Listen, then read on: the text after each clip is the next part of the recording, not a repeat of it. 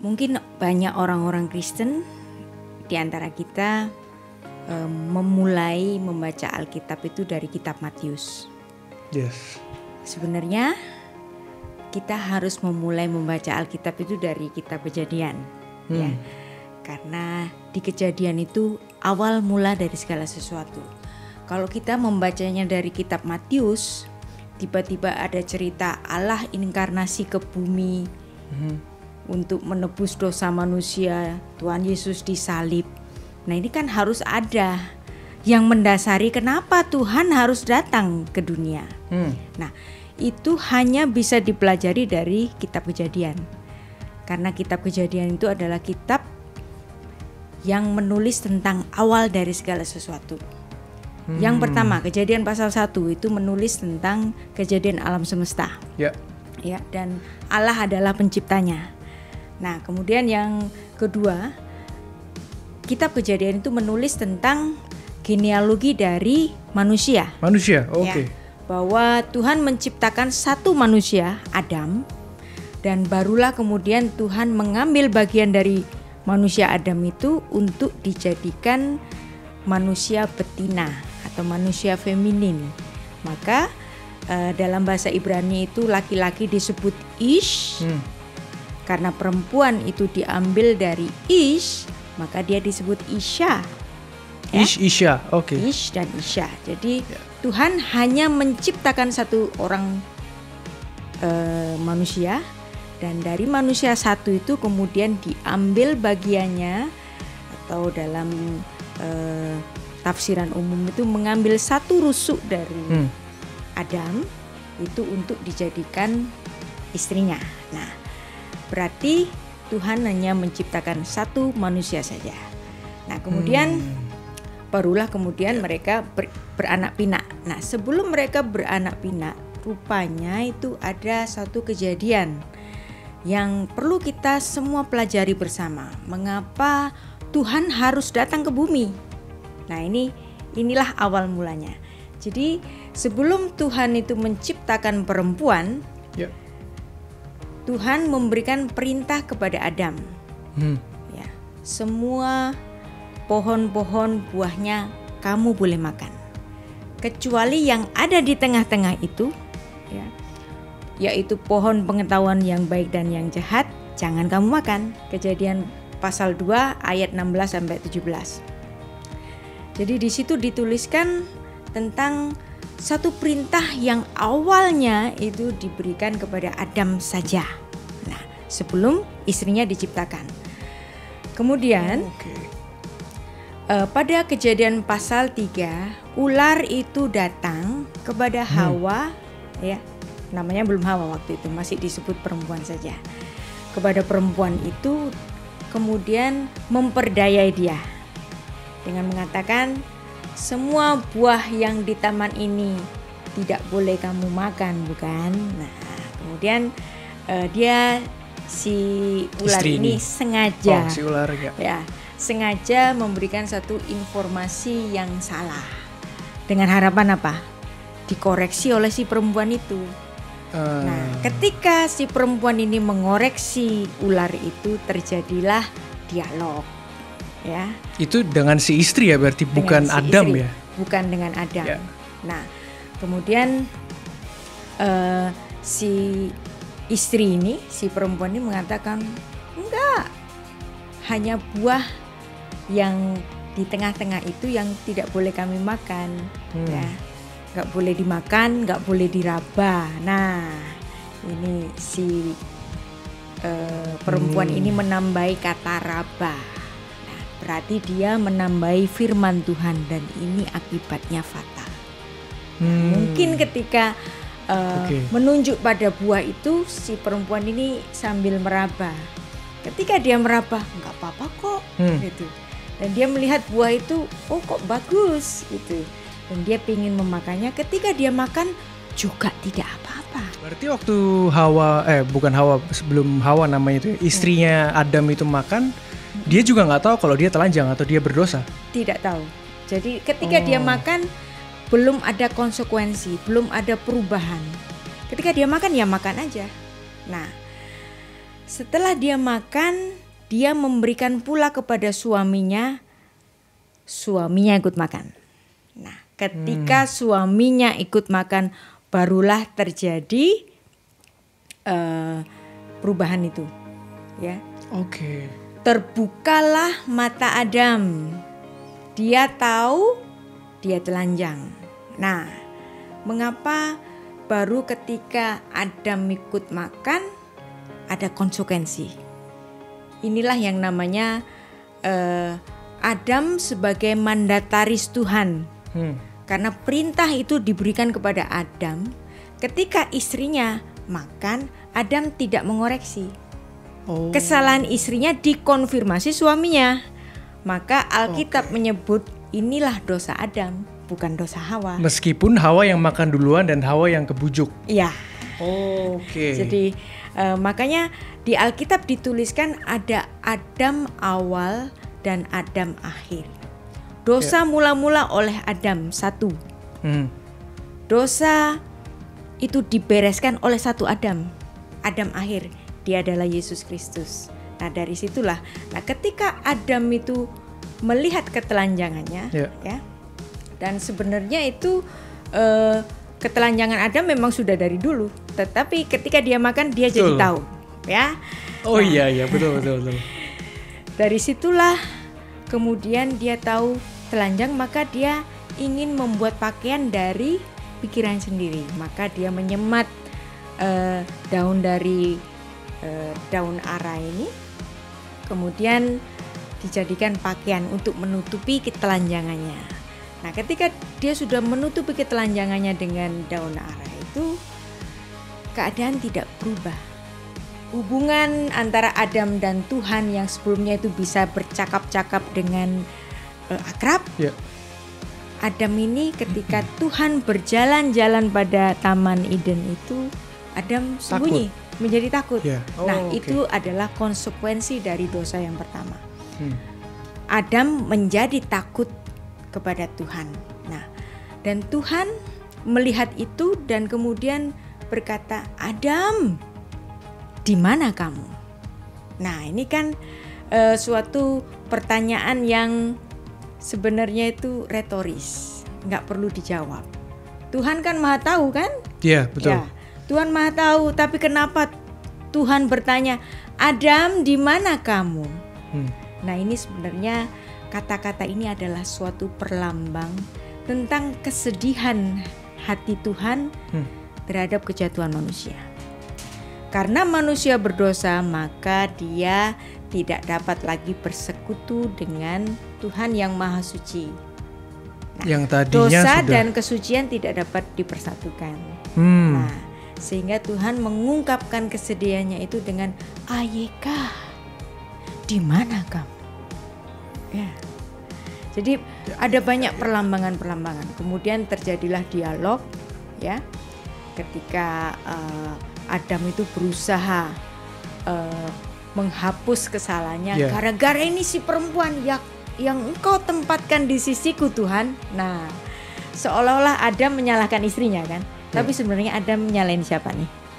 Yang ciptain istrinya berarti. Ya, berarti Tuhan Adam menyalahkan Tuhan karena menciptakan perempuan di sisinya, gitu kan? Iya. Jadi ada saling menyalahkan. Nah, si perempuan merasa disalahkan, dia nggak terima. Dia nyalain siapa? Nyalain iblis. Ular. Nyalain ular itu. Nah, kemudian inilah konsekuensi dari dosa. Sebenarnya jawaban itu, ya, denying itu tidak membereskan dosa. Apa yang membereskan dosa? Nah, kita ingat dalam Kejadian 2 ayat 17. Pada hari engkau memakannya, pastilah engkau mati. Nah, sekarang saya tanya, Adam waktu itu sudah mati? Mati nggak dia? Enggak. Ya, enggak. Nah, kenapa kok Adam masih diizinkan hidup? Nah, inilah Alkitab berbicara tentang genealogi dari ibadah sakramental. Apa itu ibadah sakramental? Jadi ibadah tentang penggantian kematian. Nah, ibadah dengan perlambangan penggantian kematian ini sudah didemonstrasikan Allah sejak di Taman Eden. Adam yang seharusnya mati, dia tidak mati karena Tuhan telah memberikan korban kematian yang pertama, kematian tukar guling, ya, supaya Adam tetap hidup dengan matinya binatang tidak berdosa di Taman Eden. Tuhan membunuh binatang dan kemudian mengambil kulitnya itu untuk dipakaikan ke Adam. Ya. Untuk mengganti cawat daun itu ya. Cawat daunnya si Adam. Nah, inilah satu perlambangan dari dosa yang ditutup oleh tindakan dari Allah sendiri, bukan tindakan Adam. Adam melakukan tindakan memakai pakaian dari cawat daun. Tetapi Tuhan tidak berkenan. Kenapa? Karena dalam cawat daun itu tidak ada darah. Darah adalah lambang dari nyawa. Jadi pembunuhan kepada binatang itu adalah sebagai perlambangan bahwa ada pihak yang harus mati gara-gara dosanya Adam. Nah, bulunya diambil untuk menutupi aibnya Adam. Nah, ini semua adalah tindakan alegoris dari Tuhan yang nantinya itu digenapi oleh kematian Sang Mesias di kayu salib. Nah, sebelum Sang Mesias itu datang, ya, makanya dalam ibadahnya orang Israel itu selalu mempersembahkan korban darah binatang. Nah, ini adalah pengulangan dari lambang kematian yang sudah didemonstrasikan Allah sejak di Taman Eden. Jadi semua ada genealoginya, semua ada asal usul. Jadi pemberian korban di tabernakel, di bait Allah itu asalnya dari mana? Asalnya dari kitab Kejadian.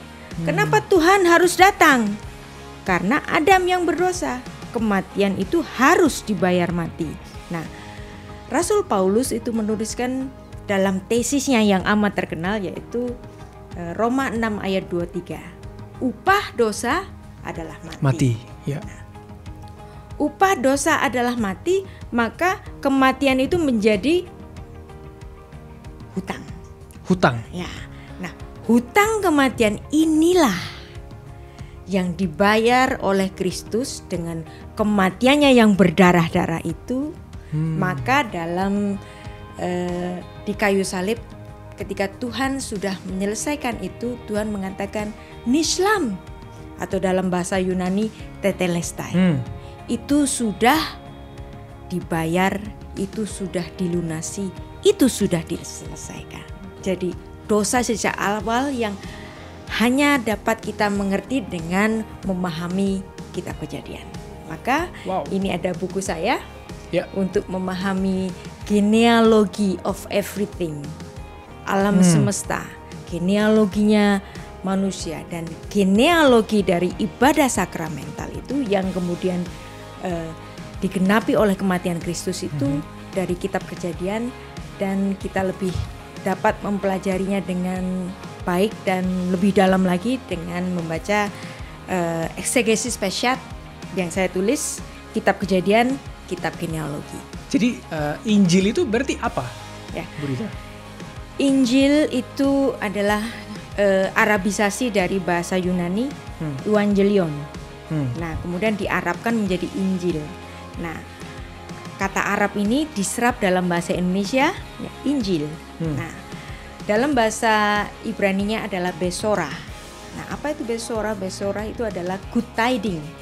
Jadi good news, berita baik. Nah, oleh Bapak Gereja Irenaeus. Nah, siapa ini Irenaeus? Irenaeus adalah Bapak Gereja mula-mula. Dia adalah murid dari Polikarpus. Ya. Polikarpus murid dari Rasul Yohanes. Nah, jadi Irenaeus ini adalah generasi ketiga dari Rasul. Nah, dari kerasulan dia generasi ketiga. Nah, dia mengungkapkan satu ayat yang sangat kuat, ya, yaitu ditulis dalam kitab Kejadian 3 ayat 15 yang dia sebut sebagai proto-evangelium. Apa itu proto-evangelium? Proto itu awal atau yang pertama. Evangelium itu adalah Injil. Jadi Injil yang pertama bukan di kitab Matius, tetapi di kitab Kejadian. Nah, maka kita harus mempelajari Alkitab dari kitab Kejadian yang disebut oleh Bapak Gereja Irenaeus sebagai Injil yang pertama. Kenapa dia menyebut Kejadian pasal 3 ayat 15 ini sebagai Injil yang pertama? Tuhan mengatakan apa? Aku akan mengadakan permusuhan antara engkau dan perempuan ini, antara keturunanmu dan keturunannya. Wow. Pada hari kematian Adam, Tuhan bicara tentang keturunan. Keturunan, ya. Nah, ini kan paradoks. Dan ini dibaca dengan baik oleh Adam bahwa ada harapan kehidupan. Ya. Maka ini adalah kabar baik yang pertama tentang harapan kehidupan.